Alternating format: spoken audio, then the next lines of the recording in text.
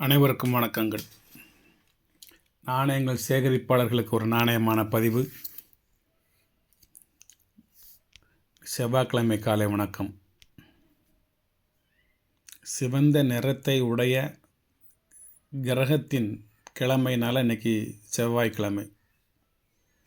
தமிழுக்கும் அமுதென்று பெயர். மகிழ்வித்து மகிழ். நாணயங்களோடு சேர்த்து உங்களுக்கு ஒரு சில வார்த்தைகளையும் நினைவுபடுத்த விரும்புகின்றேன். இது எல்லாம் 10 ரூபா. 10 ரூபாயில் எல்கே ஷா. இந்த நம்பர் மட்டும் பார்த்துக்கோங்க, நான் சொல்லிட்டு வரேன். இது எல்லாமே காந்தி கரன்சி. யூஸ்டும் கிடையாது, யூஎன்சியும் கிடையாது. எதுலேயும் பென்னிட்டோ பென்சில்ட்டோ எழுதியிருக்காது, கிழிஞ்சிருக்காது, மடங்கியிருக்காது. குட் கண்டிஷன் கரன்சின்னு சொல்லலாம். நானும் இதில் 20-25 வருஷமாக இருக்கேன். யூஎன்சினா எனக்கு தெரியும். அன்சர்க்குலேட்டட் கரன்சி அல்லது uncirculated coins. UNC coins, UNC currency. ஆனால் இந்த ஜெம் யூஎன்சி, ஜெம் பியூஎன்சி, ஏயூஎன்சிலாம் எனக்கு தெரியாது. உண்மையை ஒத்துக்கிடணும்ல. தெரிஞ்சவன் மாதிரி நடிக்கலாம் கூடாது. இது வந்து ஏயூஎன்சி, இது பியூஎன்சி, இது ஜெம் யூஎன்சி அப்படின்னா எனக்கு அதனுடைய அர்த்தங்கள் தெரியலை. எனக்கு யூஎன்சியவே இது வந்து ஜென்யூன்னு சொல்லலாம். நீங்கள் உண்மையிலே இது யூஎன்சி அப்படி சொல்லலாம். அது ஏயூஎன்சி பியூஎன்சினா கிரேடு போல் இருக்குது அப்படி நான் நினச்சிக்கிட்டேன். அவ்வளோதான், வேறு ஒன்றும் இல்லை. இது வந்து நேற்றைய வரவு, நேற்று என்னால் பதிவு செய்ய இயலவில்லை. அதனால் இன்று உங்களுக்கு பதிவு செய்கிறேன். அது காமிக்க நீங்கள் ஒவ்வொரு நம்பரையும் நீங்கள் எனக்கு மனசில் வச்சுக்கோங்க. உங்களுக்கு எந்த நம்பர் வேணுமோ அந்த நம்பர் எனக்கு நீங்கள் சொன்னீங்கன்னா அதை நான் உங்களுக்கு அனுப்பிச்சி விடுவேன். ரேட்டையும் நான் சொல்லிடுறேன். என்ன யூஎன்சியோட ரேட்டு உங்களுக்கு தெரியும், என்கிட்ட நிறைய பேர் வாங்கியிருக்கீங்க. அதிலேருந்து 250 ரூபா இது விலை கம்மி. அப்போ அதனுடைய விலை எவ்வளோன்னு தெரிஞ்சுக்கணும் நீங்கள். அது நம்ம ஒரு தாள் 1000 ரூபான்னு கொடுத்தோம், அப்புறம் ஒரு தாள் 750 ரூபான்னு கொடுத்தோம். இது அதிலேருந்து 250 ரூபா விலை கம்மி.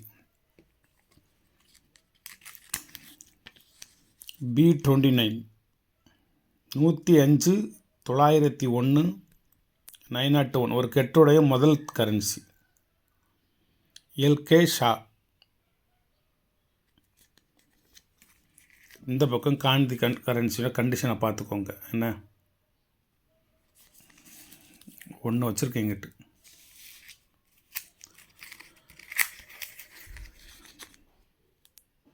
C39 836 864 கரன்சியோட கண்டிஷனை பார்த்துக்கோங்க.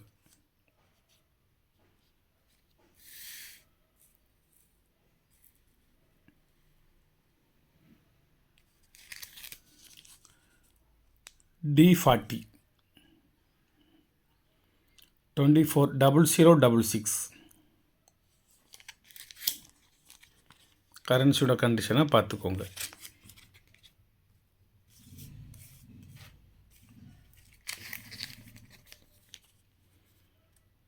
A57 84 82 89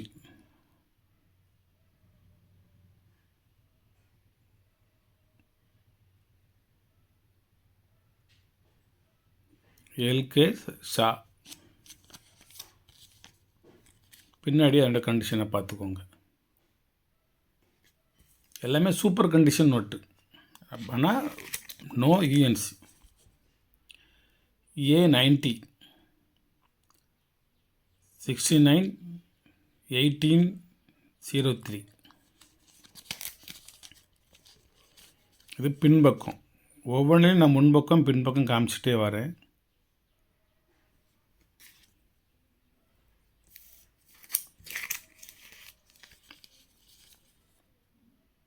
F21 92 30 72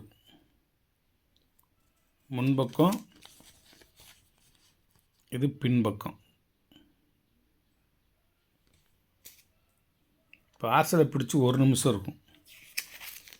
பதிவை போட்டு வச்சா நீங்கள் பார்த்துக்கிட்டா இருப்பீங்கள்ல. C93 81 38 80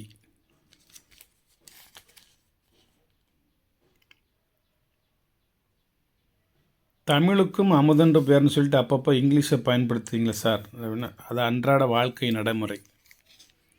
அதுக்காண்டி காலையில் குழம்பி குடித்து விட்டீர்களா அல்லது அருந்தி விட்டீர்களா அல்லது உண்டு விட்டீர்களான்லாம் கேட்க முடியாது. தமிழ் பற்றாளன் தான் இல்லைன்னு சொல்லக்கன்னு சுத்த தமிழ்லலாம் செப்ப முடியாது. அது வாழ்க்கைக்கு ஒத்து வராது. நம்மளை பைத்தியக்காரம்னு சொல்லிடுவோம். சான்றோரோடு சார்ந்து வாழத் தெரியாதவன் வாழ்க்கையில் சருகாக உதிர்ந்து போவான் அப்படிங்கிற ஒரு பழமொழி இருக்குது. என்ன பழமொழி? சான்றோர்களோடு சார்ந்து வாழத் தெரியாதவன் வாழ்க்கையில் சருகாக உதிர்ந்து போவான் அப்படின்னு பழமொழி இருக்குது. வனத்தில் அலைஞ்சாலும் இனத்தில் சேரணுங்கிற ஒரு பழமொழி இருக்குது. எவ்வளோ தான் நீ வித்தையை கற்றுக்கிட்டாலும் எவ்வளோ தான் நீ தமிழ் பற்று இருந்தாலும் மக்களோட மக்களாக அனுசரித்து பிற மொழிகளையும் கலந்து வாழ்க்கையை செம்மை உற நடத்தி செல்ல வேண்டும். நான் தமிழில் தான் பேசுவேன் என்று சொல்லக்கூடாது. தமிழில் நீ பேசுவேங்கிறதே தமிழ் கிடையாது. நீ கதைக்கிறாயா என்பதுதான் தமிழ். நான் யாரையாவது இங்கே வா என்ன கதைக்கிறாயா அப்படின்னு கேட்டால் அப்போ நான் என்ன கழுதையாடான்னு கேட்டுப்படுவான். அதனால் அதாவது அழுகிறாய் என்று சொல்லக்கூடாது, ஏன் கரைகிறாய்ங்கணும். சுத்த தமிழில் செப்ப முடியாது. அதனால் பழகு தமிழ், கொச்சை தமிழ், அதாவது இயற்றமிழ், இசைத்தமிழ், நாடகத்தமிழ் என்ற முத்தமிழ் தான் நமக்கு சொல்லிக் கொடுத்தது. இதோடு சேர்ந்து செந்தமிழ், பைந்தமிழ், நற்றமிழ், சென்னை தமிழ், கொங்கு தமிழ், மதுரை தமிழ், தஞ்சை தமிழ், தென்பொதுகை தென்றல், வருடி வரும் தென்காசி தமிழ், நெல்லை தமிழ், இந்த மாதிரி பழகு தமிழ் நிறையா இருக்குது. அதுக்கு இன்னொன்று கொச்சை தமிழ்னு கூட சொல்லலாம். அதான் ஆனால் மனிதனாக இருந்தால் அவர் பச்சை தமிழன் அப்படிம்பாங்க. அது மாதிரி தமிழுக்கும் அமுதென்று பேர்னு தினசரி சொல்லிவிட்டு இடையில நீங்கள் ஆங்கிலத்தை பேசுகிறீங்களா சார் அப்படின்னு சொல்லக்கூடாது. என்ன வணக்கம் வாங்க. B29 A29 இருக்குது. இங்கே ஒரு B29 இருக்குது பாருங்க. 177360 இதுதான் ஒரு மெமரிங்கிறது. இப்போ 4 3 7 தாள் பார்த்து 8வது ஆள் பார்த்துக்கிட்டு இருக்கேன். 8வது ஆள் பார்க்கல B29 அப்படிங்கிறேன். அப்போ நமக்கு ஏற்கனவே ஒரு 29 சொன்னோமே அப்படின்னு சொல்லி மீண்டும் அங்கே போகிறேன். நான் இதான் ஒரு மெமரி பவருங்கிறது. மனசில் ஒரு நிலைநிறுத்தி வச்சுக்கிட்டு பதிவு போடுறது. இதுக்கு பேர் ஃபோட்டோகிராஃபிக் மெமரி அப்படிங்கிற பேர். ஒரு ஃபோட்டோ பிடிச்சோம்னா அது எப்படி நம்ம மனசில் டக்குன்னு பதிவுதோ, ஒரு ஃபோட்டோ எடுத்தோம்னா எப்படி எல்லா விஷயங்களும் அதில் வருதோ, அது மாதிரி மெமரியும் ஒரு ஃபோட்டோகிராஃபிக் மெமரின்னு அதுக்கு ஒரு பேர். அது படிக்கணும் அழகாக. ஒரு ஃபோனில் செல் நம்பர் கேட்பேன் ஒரு ஆள்கிட்ட புதுசாக, அவர் சொல்லிக்கிட்டே வருவார். நான் அது எதுலேயுமே எழுத மாட்டேன்.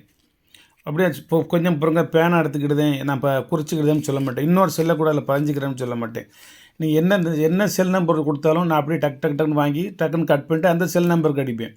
அதாவது மெமரி பவருங்கிறது. நீங்கள் அவங்க சொல்ல அப்படி மனசுக்குள்ளே உள்வாங்கி பதிய வச்சிடுறது. அது ஒரு சின்ன ஒரு கால்குலேஷன் இருக்குது. இப்போ சும்மா 97903110 அப்படின்னு சொல்லிட்டு வந்தாங்கன்னா நான் அதை ஒரு கால்குலேஷன் போடுவேன். அப்படியே 97 93 10 அப்படின்னு போட்டுருவேன். ஒரு 10 நம்பரை 5 பிரிச்சுருவேன், டிவைட் பண்ணிடுவேன். 2 மனசுக்குள்ளே போட்டுக்கிடுவேன்.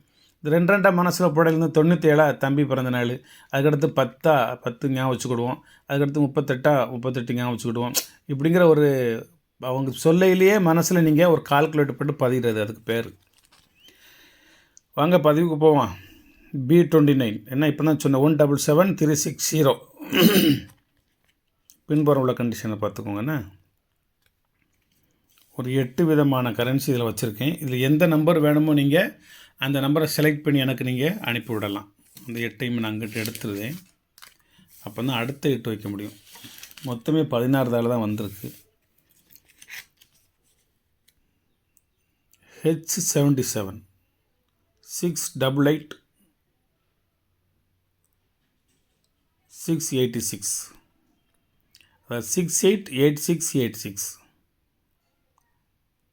68 தவிர வேறு நம்பர் அதில் இல்லை. இது ஒரு ஃபேன்சி நம்பர். அதுக்காண்டி கூட 50 ரூபா தாங்கலாம் கேட்க மாட்டேன். அதுதான் இது ஒரு 10 ரூபீஸ்ன்னா காந்தி தாத்தா போட்டது, மகாத்மா காந்தி போட்டது. அதுக்கடுத்து H70 249078 எல்லாமே எல்கேஸாக தான். இதில் அகார்கர் வரல. அகார்கரும் ஒன்று இருக்குது. கரன்சி இருக்கடம்லாம் தெரியும், வாங்கவும் தெரியும். அவ்வளோ விலைக்கு வாங்கி நம்ம அதை ஷேர் பண்ண முடியாது. நான் என்ன விலைக்கு வாங்குறேன்னா அதுலேருந்து 100 ரூபா அதிகமாக சொல்கிறாங்க. அதனால் அதை வாங்கி நான் சேல் பண்ண முடியாது. சேல் பண்ணதுக்கு கட்டுப்படி ஆகணும், சேல் பண்ணணும். எப்படி நம்ம வச்சுருந்து விற்கணும். இப்போ ஒரு 50 கரன்சி வாங்கினோம்னா 50 நான் ஒரே நாளில் விற்றுற முடியாது. ஆனால் 50 ஒரே நாளில் வாங்குவேன், மொத்தமாக காசு கொடுத்து வாங்குவேன். அப்புறம் நான் 1-2 நான் அதை பற்றி பேசி மக்களோட மக்களாக இருந்து நான் மெதுவாக விற்கணும். H68 நல்லா பார்த்துக்கிறேன். 68 985 610 இது 3மே ஹெச்சு தானே.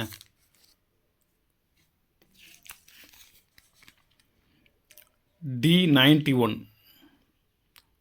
48 54 17 பின்புறம் ஒவ்வொன்றிலையும் பின்புறத்தையும் காமிச்சிட்டே வரேன், பார்த்துக்கோங்க.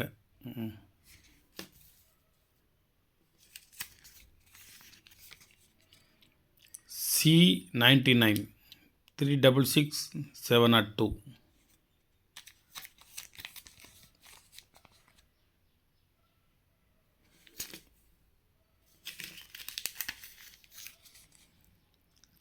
M65 65 அப்புறம் இந்த பக்கம் வந்து 65 56 43 இது வந்து ஆதார் கார்டு. இது ஒரே ஒரு தாள் மட்டும் ஆதார் கார்டு வருது. நான் அடுத்து எத்தனை தாள் வருதுன்னு பார்ப்போம். 65 56 ப்ரீவிக்ஸும் 65 லாஸ்ட் நம்பரு 43 ஆதார் கார்டு. இது கொஞ்சம் ரேர். என்ன இந்த கவர்னர் வந்து கொஞ்சம் ரேர். ஆதார் கார்டு வந்து எல்கே ஷாயை விட கொஞ்சம் ரேர். அதுக்கு அடுத்து ஒரு ஆதார் கார்டு G37 62 9902 பின்பக்கம் பாரதிய ரிசர்வ் பேங்க் காந்தி தாத்தாவோட கண்டிஷன். அதுக்கு அடுத்து ஒரு எல்கேஸா ஒரு 2 பேப்பர் மட்டும் ஆதார் கார்டு இருக்குது. C22 73 84 88 இந்த பக்கம் காந்தி அகிம்சையின் உருவாக அமர்ந்திருக்கிறார். முதல்ல எத்தனை வச்சேன், மொத்தமே 16 தாள் தான். இதில் 18 தாள் இருக்கிற மாதிரி இருக்குது. 18 தாள் நினைக்கிறேன். 18 தாள். H46 01 48 86 எல்கேஷா காந்தி. மொத்தம் 18 தாள். இந்த பக்கம் காந்தியினுடைய உருவம்,